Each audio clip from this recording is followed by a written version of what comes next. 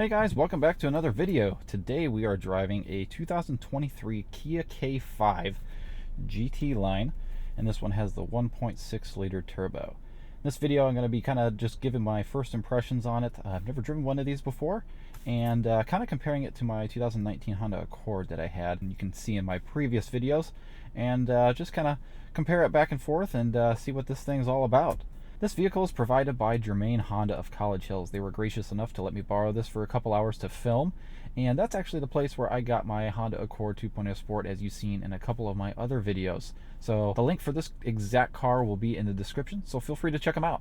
So yeah, let's go ahead and get started. Let's check out the outside.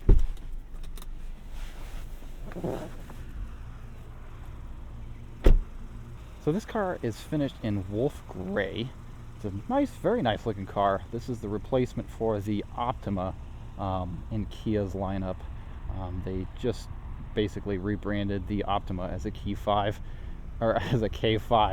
and did some styling changes and updates, and then just called it a day. But I really like what they did with the outside of this. This wolf gray does really pops in the sun. Looks really nice. I really like what they did here with the amber DRLs. It looks really aggressive. Overall, this car looks really sporty and really aggressive. Full LED daytime running lights and headlights and high beams, and yeah, you do get a nice set of wheels on this car. It comes with a Pirelli P0 all-season tire on it. That's pretty grippy. Well, I haven't driven it too much yet, so I'll kind of give my impressions as I go along. But no complaints so far. But yeah, I mean, man, look at this thing, guys. Looks really good. Let's go ahead and check out the back seat.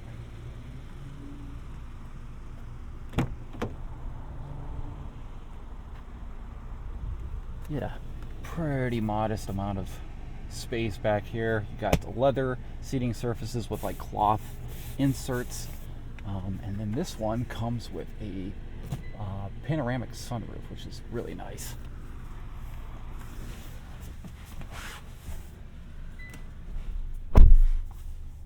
Very good amount of space back here. I'm 6 foot, and the seat is adjusted for my driving position. I have plenty of room back here to just sprawl out and be comfortable. And my headroom, I have about an inch of headroom back here. But let's go ahead and take a look at the dash here. Really nice updated design there. Got a couple Mac pockets in the back here. You got 2 USB ports down here. Disappointed to see there's no rear vents. This is a bigger car, kind of to compete with the Accord. And my Accord had vents back here, and as I'm just sitting back here, it's kind of warm. Do get a couple of cup holders. Honestly, not too bad. Honestly, my only gripe is not having rear vents, because I'm actually getting kind of warm. It's only 80 degrees out here in Ohio today, but it's a little bit warm back here. This car is really easy to get in and out of. I will say, over my Accord, it is definitely easier to get in and out of. Go ahead and pop the trunk.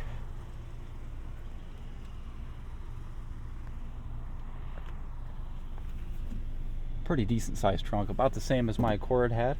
Do you get a spare tire? You do get a spare tire. Not bad. It's nice to see that, as most cars are just going for efficiency and not including that and just kind of leaving it out. But yeah, you can fit plenty of groceries back here, a couple of suitcases for some long trips. You get your both pull downs for the rear seats to fold down, so you can get even more cargo space. So under the hood is a 1.6 liter turbocharged engine mated to an 8-speed transmission. This makes about 180 horsepower and 195 pound-feet of torque, if I remember correctly. Pretty peppy little engine. Not really slow. It's pretty decent. I'll give you my impressions when I drive it, but a fairly nice powertrain. Right. You do get smart key access. You just press this button once to lock, press it again to unlock. You get power seats for the driver. You get a really nice screen in between the gauge cluster in here. I won't go in between the settings to bore you guys all with that. You get a 10.3 inch infotainment screen, I believe. It's pretty responsive. I mean, I don't got anything wrong with that. I mean, I can search and go places, and yeah, it's got Apple CarPlay, Android Auto, that I believe is wireless. I can't unfortunately demonstrate it for you guys. I'm using my phone to record the audio for this, so maybe in the future videos I can figure out how to do that. Dual zone climate control. This is pretty standard on all cars. You got a couple USB ports down here and a 12-volt outlet. It's nice to see a physical gear shift here. My Accord had buttons. I hated those buttons. In my videos I demonstrated how much I hate those buttons. And might as we just look at the reverse camera. Get a nice reverse camera and you can look at the weather while you're reversing. Interesting. Looks like you can view a top-down camera. My Accord had the exact same thing too. That is really nice. But yeah, electronic parking brake, and it looks like it's got auto hold. So like my Honda, you just press this button. So let's say you're in a drive-thru or something and you don't want to put it in park, the brake will automatically hold for you until you hit the gas to go forward. It's really nice, really convenient feature, and I really wish all cars had this. Here you got your drive mode button where you can change it to sport, custom, smart, and normal. We're just going to leave it in normal for now, maybe demonstrate sport later. You do get a cell phone charger, a wireless cell phone charger here that you can just dip your phone down in and it'll charge your phone, along with a decent sized center console. Modest size glove box, owner's manual, not bad. Up here you get LED lighting that is touch sensor. That's really cool. I hope you guys can see that. And then you do get your panoramic sunroof. Beautiful amount of skylight in here. That's really cool. All right, let's go take this thing for a spin.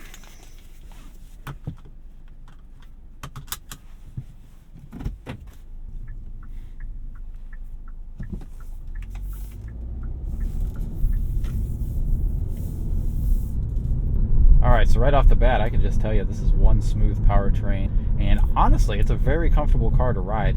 With the 19-inch rims, I was honestly kind of expecting it to be a rougher ride across these Ohio potholes, but surprisingly, it's not. My Honda Accord that I had, it would beat you to death on the potholes, just being honest with you, and it was a lot louder than this too, but as you'll see as we continue driving here, this is pretty quiet at the highway speeds. Very impressive.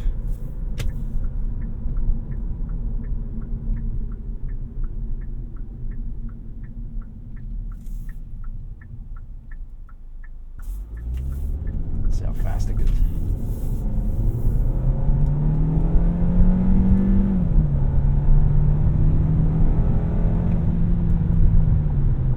Not the fastest, but it's enough. They do make a 2.5 liter turbo, I believe. That is a lot quicker than this thing is. If you want more power, I would swing to something like that, but this thing, under normal driving circumstances, it'll be perfectly fine.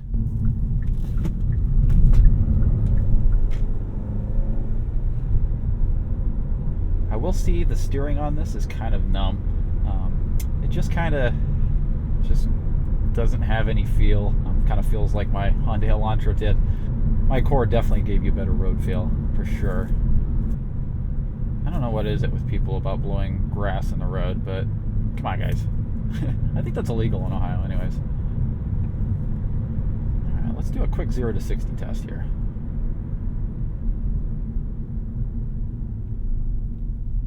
Just put it in sport.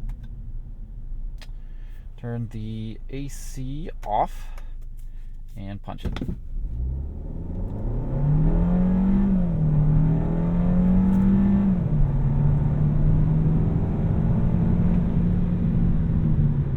Yeah, it's pretty average. I mean, it's not the fastest, but it'll definitely get the job done. One thing I am missing is the lack of paddle shifters. That's a huge miss from Kia here. I know my Accord had them, but this doesn't, and this would make this car feel a lot better if it had paddle shifters. Let's turn that AC back on because I'm kind of roasting.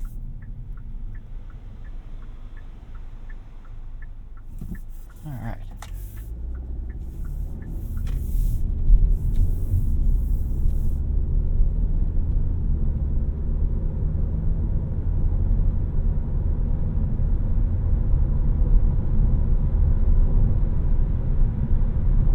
This car is extremely comfortable to drive. The driving position and ergonomics for the driver is great. I mean, I can reach everything with not even reaching forward from the seat, even the climate controls and stuff. The seats are very comfortable. I could definitely take a long road trip and not need a chiropractic adjustment after getting out of this thing. It's surprisingly comfortable.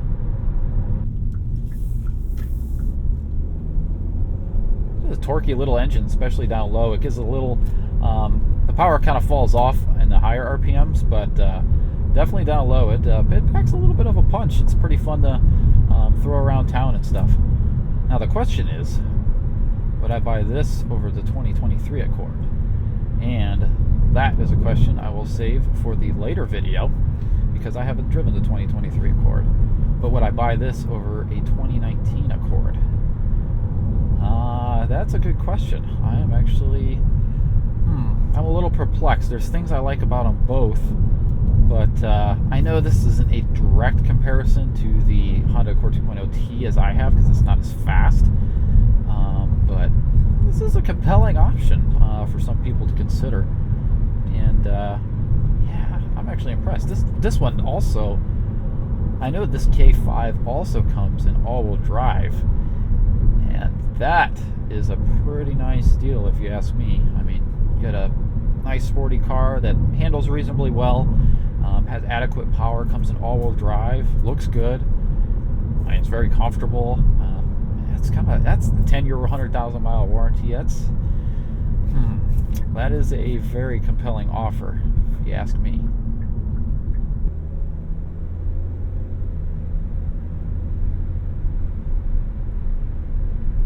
Now this does have radar guided cruise control.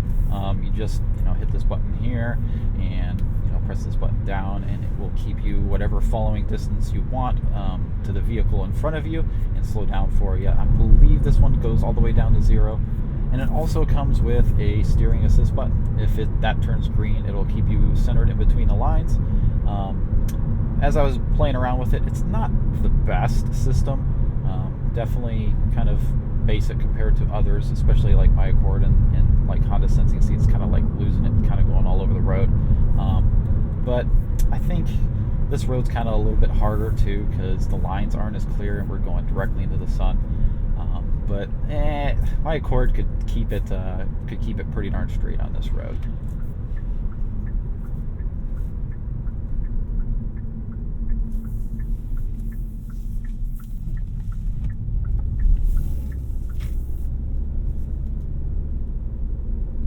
Now this is the loudest road I know in my area, and I'll kind of be quiet here and let you guys listen to how the road is at highway speeds.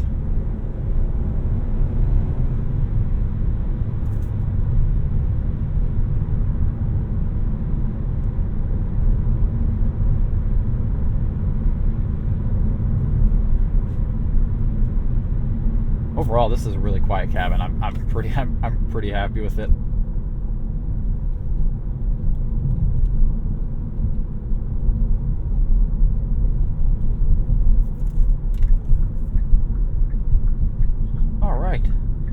So overall, first impressions, it's pretty great. I would rate this probably like, you know what, I'm going to start a rating system here. Out of 10, 10 being the best I've ever driven in the class and 0 being the worst. I would slot this somewhere between, I would give it a 7.5. Not quite a 10, just because the steering is numb and the power is a little bit lacking, if I'm being honest. And some of the stuff in here definitely feels a little bit on the cheaper side. But overall, I mean, it's really not a bad car for what you pay for. I believe this one's for sale for $29,000 at Germain Honda of College Hills, and I think this one retails for about $33,000. I'll put it in the video somewhere down here, how much this costs brand new. But yeah, I mean, for the price you get, it's not a bad car. Alright, let's do a turning radius test real quick before I conclude the video. We'll just turn it completely lock and then do a complete circle. Hopefully nobody's coming.